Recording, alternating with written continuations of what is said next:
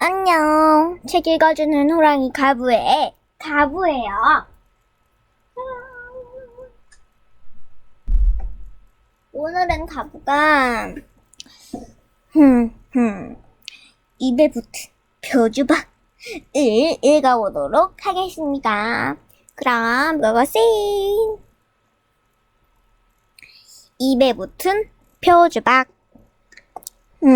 표주박이 아마도 옛날에 막걸리를 퍼서 먹을 때 썼던 것 같아요. 지금은 컵이 있지요. 너무 맛있다, 물이. 읽어보도록 할게요.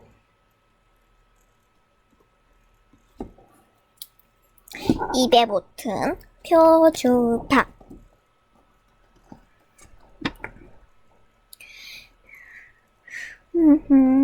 저기가 그림이다. 안 보이네. 그림 약간 자세를 바꾸도록 할게요.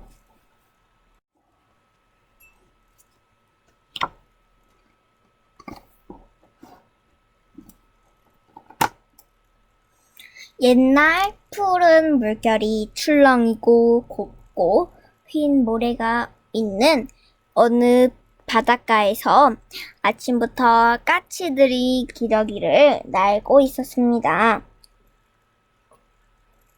그 바닷가에는 고기잡이로 한평생을 살아온 할머니 한 분이 살고 계셨어요. 할머니는 항상 임금님께서 잡수실 고기를 잡아다 바쳤습니다. 웬 까치들이 저렇게 떼지어 날고 있을까? 할머니는 이상하게 여겼습니다. 까치가 바닷가에 모여서 이렇게 기저귀는 것은 처음 있는 일이었습니다. 할머니는 까치가 날고 있는 곳으로 다가갔습니다. 저 멀리 배 한 척이 보였습니다. 처음 보는 배였습니다. 어디서 온 배일까? 할머니는 배 위로 올라갔습니다. 아무도 없는 텅 빈 배였습니다. 뱃사람은 어디 갔을까? 할머니는 배 안에서 커다란 상자 하나를 발견했습니다. 할머니는 궁금해서 상자를 열어보았습니다. 아! 할머니는 깜짝 놀랐습니다. 상자 안에는 잘생긴 소년이 누워 있었습니다. 7가지 보물도 있었습니다.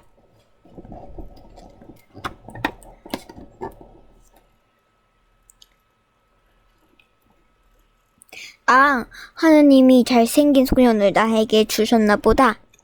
혼자 쓸쓸하게 살고 있던 할머니는 매우 기뻤습니다. 할머니는 소년을 데리고 집으로 돌아왔습니다. 보물도 가져왔습니다. 그러자 까치들은 어디론가 날아가 버렸습니다. 바닷가는 다시 조용해졌습니다. 고요한 바다 위로 마침 눈부신 해가 떠올랐습니다. 할머니는 소년이 너무 귀여웠습니다. 임금님께 바칠 고기를 잡아야지. 그러면서도 할머니는 얼른 바다로 나가지 못했습니다. 7일이 지났습니다. 소년이 말을 하기 시작했습니다. 네가 말을 할 줄 아는구나. 예, 제가 여기 오게 된 까닭을 말하겠어요. 그래, 어서 이야기해보라. 할머니는 바싹 다가앉았습니다. 말을 처음 하는데도 소년의 목소리는 아주 또렷했습니다. 저는 동쪽 바다 저 멀리 있는 나라에서 왔어요. 소년은 본래 동해 바다 건너 용성국이라는 나라의 왕자였습니다. 소년의 어머니인 왕비는 오랫동안 아기를 갖지 못했습니다. 그래서 왕자를 낳게달라고 하느님께 빌었습니다. 귀여운 왕자를 갖게 해주세요. 왕비는 열심히 빌었습니다. 마침내 7년 만에 왕비는 커다란 알 1개를 낳았습니다. 왕비는 몹시 놀랐습니다. 덜컥 겁이 나서 임금님께 아뢰었습니다. 그것은 아주 좋지 못한 일인 것 같소. 바다로 내버리도록 하오.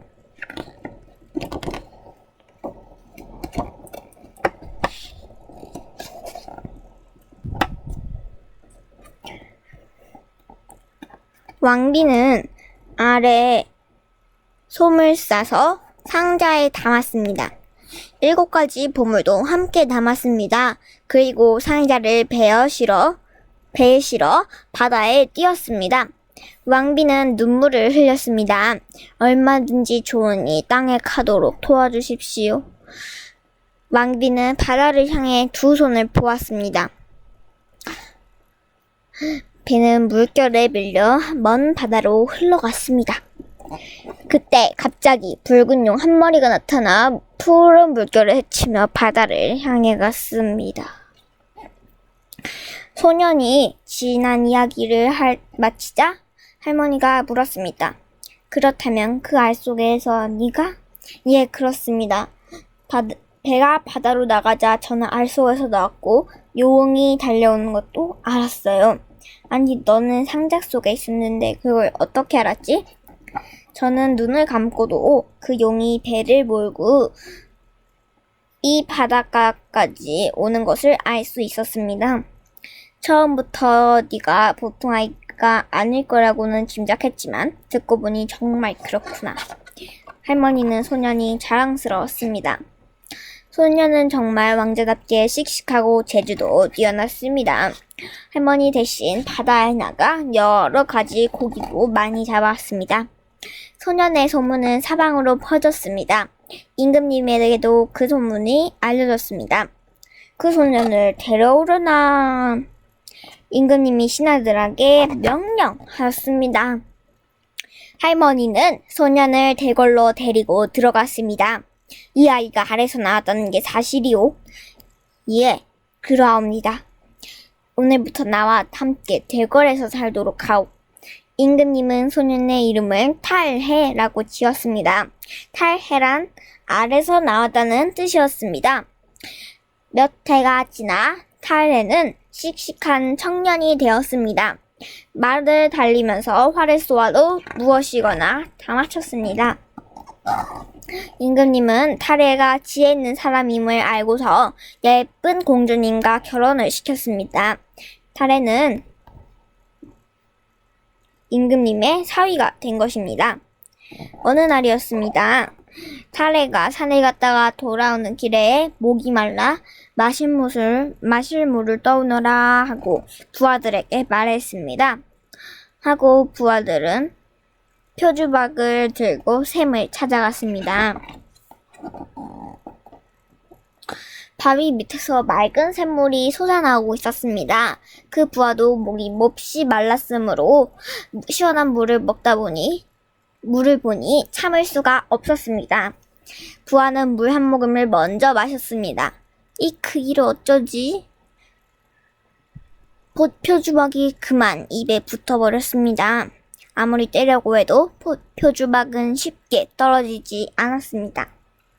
부하는 할 수 없이 그대로 탈해 앞에 가서 잘못을 빌렸습니다. 제가 물을 먼저 마시려다가 이렇게 되었습니다. 용서해 주십시오. 다음부터는 무엇이든지 나보다 먼저 먹으려고 하지 말아라. 탈해는 부하를 용서해 주었습니다. 그러자 표주박이 입에서 떨어졌습니다. 사람들은 탈해가 보통 사람이 아니라고 생각하여 모두 그를 따르게 되었습니다. 어느 날 임금님께서 세상을 떠나셨습니다. 백성들은 탈해가 임금이 되어야 한다고 생각했습니다. 우리의 임금님이 되어주세요. 나라를 다스려주세요. 탈해는 마침내 임금님이 되었습니다. 백성들을 모두 좋아했습니다. 우리 임금님 만세! 온 나라 백성들은 큰 잔치를 베풀며 기뻐했습니다. 끝. 너무 재밌지 않았어요? 우리 탈해라는 친구를 보면 무엇을 배울 수 있었을까요? 맞아요. 바로 지혜롭게 살아야지 큰 이득을 얻는다는 것을 알 수 있었어요. 그러면 가부가 말할게요. 우리 호랑이 친구들, 아니, 우리 친구들 열심히 살고